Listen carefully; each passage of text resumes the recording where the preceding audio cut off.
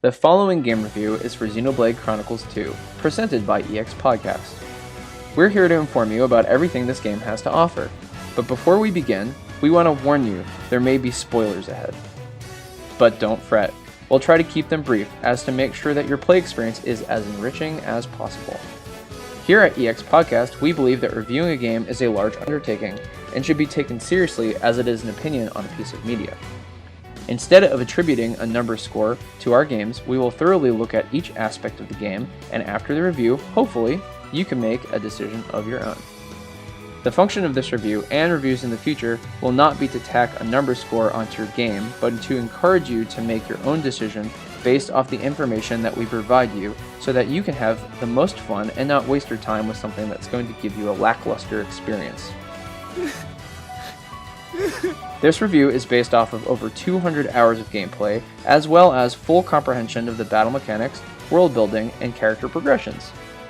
We will be primarily looking at Xenoblade Chronicles 2 gameplay, music, and story. So without further ado, let's get into it. Xenoblade Chronicles 2 is an action role-playing game developed by Monolith Soft and published by Nintendo for the Nintendo Switch Entertainment System. Overall, its legacy may be better known for its involvement in the Xenogames series. Much like Final Fantasy, the Xenogames don't have direct involvement with each other, but more so are connected by thematic choices of the overarching world. It may come as a surprise to some, but Xenoblade Chronicles 2 is actually not the second game in the Chronicles series, but the third coming after Chronicles X. Although it does complement the style of Chronicles 1 more so, which could have led to its name choice. Other factors may lay in its numerical name decision, but those are more so left to conspiracy theory than cold hard gameplay facts. Although marketed to a mass audience, Xenoblade Chronicles 2 is a JRPG at its heart. With heavy anime themes and a very complex battle system that unfolds as the story progresses, working your way through this 90-hour plus story is no meek task. But where most JRPGs fail to thrive, Xenoblade Chronicles 2 surprises in many categories, but also falls victim to its tropes. In order to understand the gameplay of Xenoblade Chronicles 2, you're going to need to understand a little bit about the world itself. This is where Xenoblade is rather unique, because if you don't really understand how the world works, then it's rather difficult for you to grasp its core mechanics. So each character that you'll gain the ability to control throughout the game will have a character associated with them called a blade. Your playable character is known as a driver. The blade and driver relationship is important because the blade gives the driver their special powers. Without the blade, the driver could not fight and would be powerless. I'd like to point out that once you completely understand everything that the battle system has to offer, it is very rewarding. But learning everything and then applying that knowledge is a different story. Xenoblade takes the approach that most JRPGs do, which is tutorials. These tutorials are spread out over a large chunk of the game and introduce new mechanics as they are needed, which is fine, but there isn't really a way to go back and practice these mechanics without doing some guesswork yourself. I found myself early game having to look up exactly how to use certain abilities and why they were important. Once I fully understood those things, the battle system was endlessly fun and I couldn't wait to learn new ways to dispatch my foes. So, let's start with the basics of the battle system. Each character on screen, which you can have up to 3 at a time, has a blade associated with them. Each blade has an element and a blade type such as tank, attack, or healer.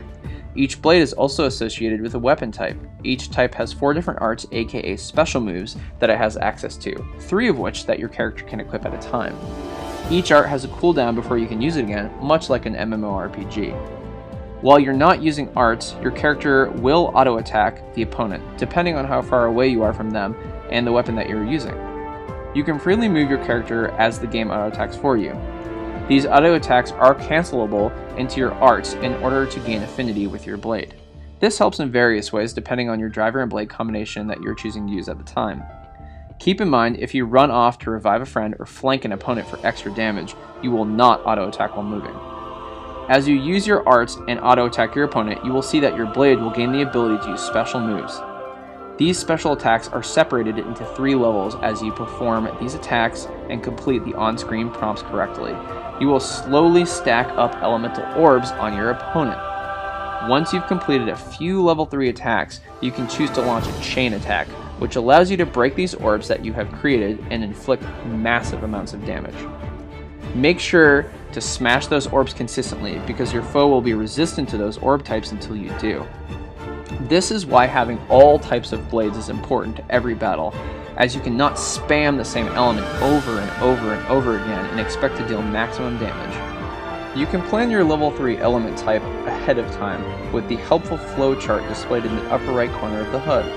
Remember, you have limited time to chain these attacks together, as your enemy will only give you so long before you have to start from level 1 again. You can use chain attacks for more than just breaking orbs. You can use them to cancel big scary moves that bosses might use to kill you in one shot, or clutch out otherwise unwinnable battles. Chain attacks are not always the answer, because in Xenoblade Chronicles 2, the chain attack bar is also what you use to revive your comrades when they fall in battle. So using a chain attack is not always the best way to beat your opponent. Sometimes it's all about stamina versus pure raw strength, and that's something that's very important to keep in mind as you open up the game and discover its nuances. As the game progresses, you'll also gain access to level 4 unique attacks that will not add an orb to the opponent, but sometimes will have special effects and also give you a cool cutscene with the blade that you're using. If you're planning for the long con, these level 4 attacks are a much better use of your meter than spamming level 3 attacks. The game is more than just orbs and elements though, it's really all about the drivers. The other 2 drivers in your party are controlled by AI, and thank the gods they're pretty smart. They usually complement your attacks well, and are also on top of reviving you if you die. Speaking of death, if you do die, no big deal. You're just transported to your last overworld checkpoint, so no worries if you take on more than you can handle. I will say that the game developers are very devious about enemy placement, so beware of cliffside areas where your AI friends will get kicked off the ledge by an otherwise weak foe. Because all the actual gameplay is done by using your driver, your weapon arts will be a big focus. Each weapon art has its own flair. Some attack in different patterns, some have status effects, and others heal or draw enemy aggro away from other characters. The most important aspect of this would be the unique status effects that Xenoblade throws out. The game rids itself of the classic elements such as poison or sleep in favor of a more unique way of expression. The status effects that are important to know are the ones that chain together. What do I mean by chain? I mean they are sequentially linked. Break leads to topple, which goes to launch and ends with smash. It is important to note that no single art will cause multiple status effects, so it is important to keep an eye on which abilities your characters have access to. If used properly, you can trip up an opponent, launch them into the sky, and then blast them into the ground for huge amounts of damage. Combining this with all the elements and chain attacks mentioned before leads to some spectacular combos and team synergy. It's also important to note that you can dish it out, but so can your enemies. To avoid the embarrassment, you'll need to use equipable augments to gain resistances to otherwise devastating abilities. The game also features a Pokemon-like aspect for obtaining new blades. Each character will start with their very own blade, but can gain more through the use of core crystals. Every core crystal that you get throughout your adventure will produce a different blade.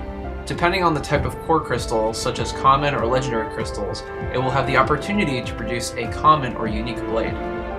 Some core crystals guarantee a particular blade, but take a little bit of time before they can be used. Once a blade is linked to a specific character, it cannot be changed without a certain item.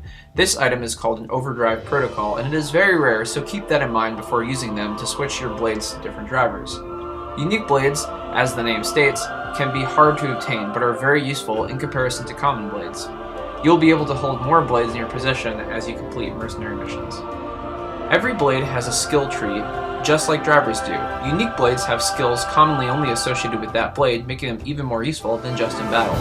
Their passive skills will lend to many field abilities that would normally be inaccessible. Player beware, field skills will only work with equipped blades. Remember this or forever be salty.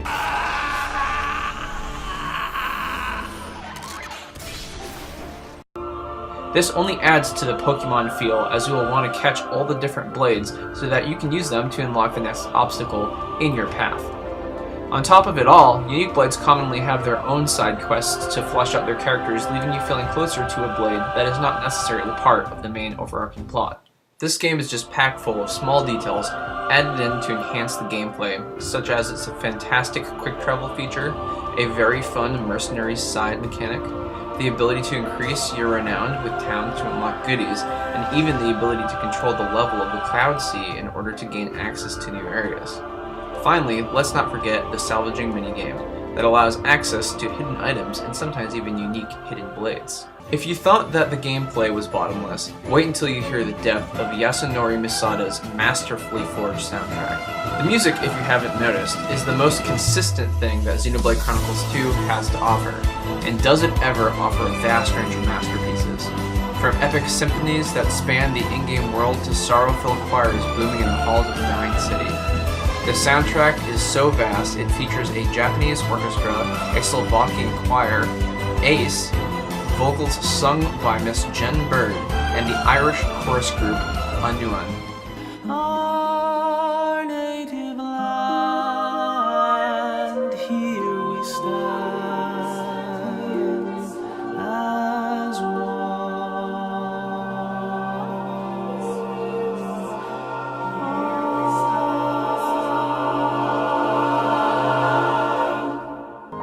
Xenoblade Chronicles 1 has a timeless soundtrack that has kept its fans humming its catchy tunes up to this very day.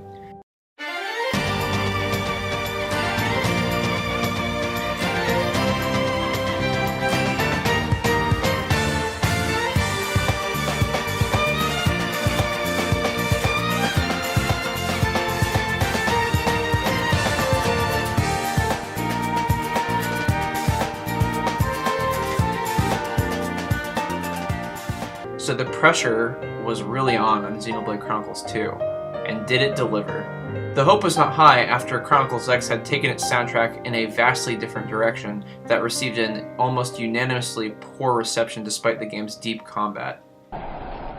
Disappointed!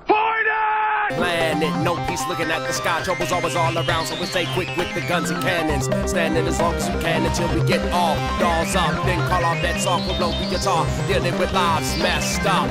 Masada and his team made sure to really commit to its quality. Starting its recording in 2014, the end result 3 years later was well worth the work. The music not only adds to the exploration, but the cutscenes have scores designed to portray emotion. As the character development snowballs, so does the soundtrack. The musical tone of each interaction enhances the story points and helps drive them home. It's a pain, but that's the mission. Roger.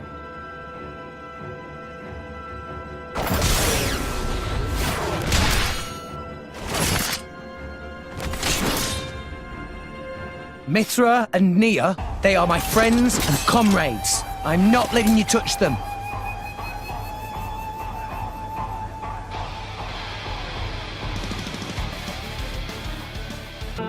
The game sports a startling 105 different tracks and 5 different piano arrangements. It's easy for any listener to understand that this soundtrack will go down in video game soundtrack fame.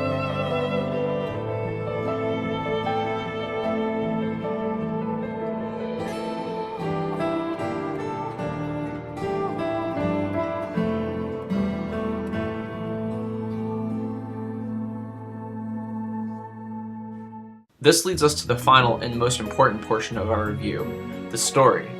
No self-respecting RPG would skimp out on the story, and Xenoblade Chronicles 2 serves us a massive dish in that regard. Before we touch on the vast world of this game, let's talk about its one glaring shortcoming, its character design. More specifically, its female character design. The best example of this issue is the lead female role, Pyra. Most people who have yet to play this game would find it hard to believe that the short shorts wearing massive bust belly shirt heroine has depth. It's almost a crime that Pyra is multi-dimensional and very well written, on top of having an amazing English voice actress. It's different now. I'm glad I've stayed alive all this time. Parting is always sad. But it's just part of the deal of being me. It's a darn shame that someone chose to design her in a way that screams ditz when she is in fact brilliant. Female characters such as Morag may have more of a tomboy vibe, but at the very least command more attention when a story element involving them is showcased. It's a real shame that most of the female cast suffers from these issues. It truly detracts from the story. But with that being said, Xenoblade has quite an intimidatingly large story that can only be described as weird, but in the best way possible. The game does not throw its hooks out instantly. Being separated into multiple chapters, the overarching plot really builds as the game goes on. Once the action and plot start, it really never hits the brakes, as the game introduces new plot elements to further the drive of each character involved. This may be a JRPG, but it really does not tell a story like one, or any other video game for that matter, and that is a wonderful thing. We are first introduced to our lead character Rex, who is a salvager living in a world made up of giant continent-sized monsters called Titans. These Titans float above what's called the Cloud Sea, and all the people of the world live atop these beasts. This is where our story starts, and it's a bit of a quiet start. Xenoblade takes it slow in the introduction, and it can seem underwhelming, but once you get into the chunk of the game, you really appreciate the first few hours. Most players will write Rex off as a generic lead character for the good portion of the opening, but as it progresses, his development is full-bodied.